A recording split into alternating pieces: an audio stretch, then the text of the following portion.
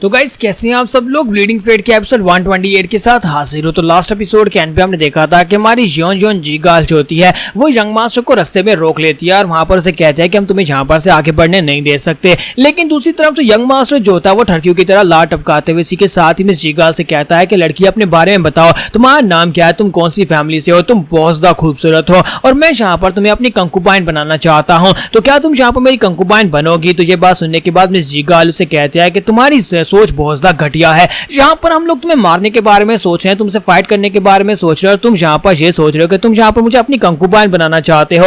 अपने सपनों में भी इस बारे में मत सोचना, ना ही मैं यहाँ पर तुम्हें अपना नाम बताने वाली हूँ। तो इसी के साथ ही वो अपना वेपन उठाता है और उसे कहता है कि लगता है कि यहाँ पर तुम्हें टाइम चाहिए, लगता है कि यहाँ पर इसे स्लोली करना होगा। इसी के साथ ही वो अपने वेपन को घुमाते हुए आगे की तरफ बढ़ता है और उसके कुछ साथियों के ऊपर अटैक करता है और टैंक फैमिली के कुछ और लोगों को मार डालता है। जब वहां पर उनको मार डालता है साथ ही अपने साथियों से कहता है कि जल्दी से आगे बढ़ो, इस लड़की के अलावा बाकी जितने लोग हैं सभी लोगों को मार डालो, मुझे सिर्फ और सिर्फ वो लड़की चाहिए। तुम लोग कब तक यहाँ पर ग्राउंड के ऊपर गिरे पड़े रहोगे, जल्दी से उठकर खड़े हो जाओ, जहाँ पर फाइट के लिए रेडी हो जाओ। आज यहाँ पर एक रस्सी के साथ लाकर तुम्हें कितनी चोट लगी है। तो वो सभी सोल्जर जो होते हैं फिर से उठकर खड़े हो जाते हैं। तो यंग मास्टर उनसे कहता है कि मुझे ये लड़की चाहिए, इसे कुछ भी नहीं होना चाहिए, बाकी सभी लोगों को बेशक मार डालो। और दोनों तरफ से वो अटैक करने के लिए रेडी हो जाते हैं। जब किसी के साथ ही वहां पर नेक्स्ट सीन जो होता है कुछ देर के बाद का दिखाया जाता है, जैसे कुछ घंटों के बाद का दिखाया जाता है कि वहां पर कुछ ऐसा होता है कि सभी के सभी सोल्जर्स मार चुके होते हैं, टैंक फैमिली के सभी सोल्जर्स मार चुके होते हैं, लेकिन अब सिर्फ और सिर्फ वहां पर कुछ 2-4 सोल्जर बचे होते हैं जो कि खास होते हैं, जिनमें मिस जी गर्ल होती है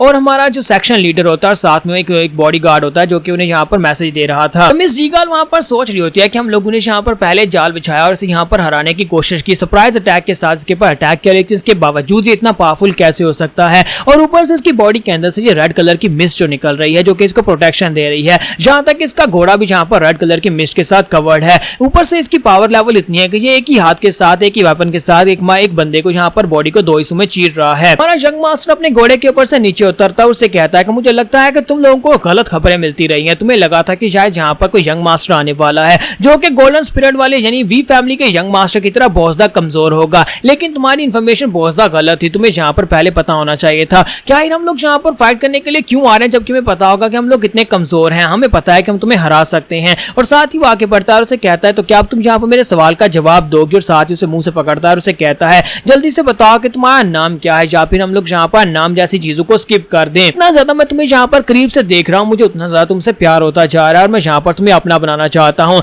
अब जल्दी से बताओ कि तुम यहाँ पर मेरी कंकुबाइन बनोगी या नहीं। जब किसी के साथ ही सेक्शन लीडर अपनी तलवार उठाता है और उसके ऊपर अटैक करने के लिए आगे बढ़ता है और कहता है कि अपने गंदे हाथ उससे दूर रखो, लेकिन साथ ही बीच में वहां पर सोल्जर्स निकल आते हैं और उसके ऊपर अटैक करते हैं और कहते हैं कि तुम कहां पर जा रहे हो। जब हमारे यंग मास्टर वहां पर एंजॉय कर रहे होते हैं तब हम लोग किसी को भी उसे डिस्टर्ब नहीं करने देते। क्या तुम ये चाहते हो कि हमारे यंग मास्टर यहाँ पर तुम्हारी आंखों के सामने तुम्हारी यंग मिस के साथ एंजॉय करें। और दूसरा गार्ड भी वहां पर सोच रहा होता है कि सेक्शन लीडर वी वहां पर मुफ्त में मारे जाएंगे, हमें पीछे हटना होगा। जबकि दूसरी तरफ से हमारा यंग मास्टर जो होता है वो मिस जी गर्ल से कहता है कि जल्दी से बताओ कि तुम्हारा जवाब क्या है, क्या तुम मेरी कंकुबाइन बनोगी या नहीं, क्योंकि मेरा सबर यहाँ पर जवाब देता जा रहा है, मैं और ज्यादा वेट नहीं कर सकता। तो मिस जी गर्ल उसे कहती है कि सपने में भी ऐसा मत सोचना, तुम्हारे जैसे घटिया इंसान की तो मैं कभी भी कंकुबाइन, तो क्या मैं तुम्हारी दोस्त भी नहीं बनना चाहूंगी। जिस तरह का तुम्हारा ब्रूटल टेम्परामेंट है तुम्हें तो मैं देखना भी ना चाहूं और तुम यहाँ पर चाहते हो कि मैं यहाँ पर तुम्हारी कंकुबाइन बन जाऊं। मिस जी गर्ल पूरे एटीट्यूड और पूरे गुस्से के साथ से कहती है कि यहाँ पर से दफा हो जाओ और मैं यहाँ पर जिस बंदे को पसंद करती हूँ, जिसे मैं एडमायर करती हूँ,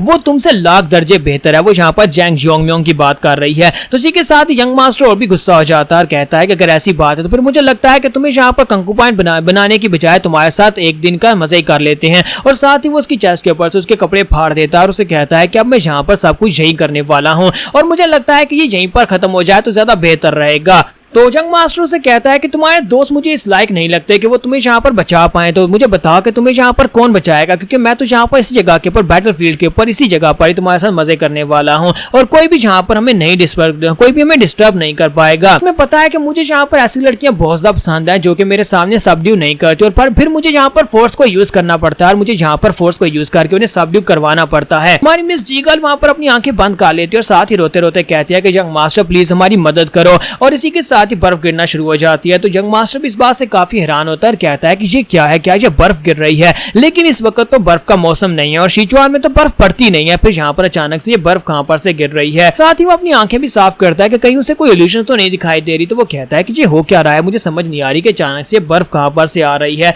और जब वो वहां पर ये सब कुछ सोच रहा होता है, इसी के साथ उसके ऊपर अटैक होता है। सामने वाली साइड से एक लड़की निकलती है और उसके ऊपर अपनी पाम टेक्निक के साथ अटैक करती है और वो अटैक काफी ज्यादा पावरफुल होता है, जिसकी वजह से यंग मास्टर भी काफी दूर जाकर गिरता है। और वो सामने की तरफ देखता है और कहता है कि ये टेक्निक तो एक बहुत ही सिंपल सी पाम टेक्निक थी, लेकिन इसके अंदर एनर्जी जो थी बहुत ज्यादा ट्रेमेंडस थी। ऐसे लगता है किसी बहुत ही पावरफुल पीक राम के मास्टर ने मेरे पर अटैक किया हो। लेकिन अब ये है कौन? और इसी के साथ वो सभी लोग सामने की तरफ देख रहे होते हैं कौन यहाँ पर आया है। तो ये मिस टैंग मिसो होती है जो कि हमारे योंग म्योंग की गर्लफ्रेंड और आप सभी लोगों की भाभी बनने वाली है। तो वहां पर उनसे कहता है कि प्लीज मुझे माफ करना कि मैं यहाँ पर लेट हो गई। जब मुझे पता चला कि बैटल सिचुएशन ये है और तो यहाँ पर यंग मास्टर इस तरफ से आ रहा है, तो मैं जल्दी से भागती हुई यहाँ पर आई हूँ ताकि तुम सभी लोगों की मदद कर सकूं। इसलिए तुम सभी को परेशान होने की जरूरत नहीं है। मैं टैंग मिसो यहाँ पर तुम सभी लोगों की रक्षा करूंगी। तो यहाँ पर हम लोग अपनी एपिसोड 128 का एंड करेंगे और नेक्स्ट एपिसोड में देखेंगे कि अब यंग मास्टर का रिएक्शन क्या होने वाला है, क्योंकि टैंग मिसो जो है वो मिस जीगाल से भी ज्यादा खूबसूरत है।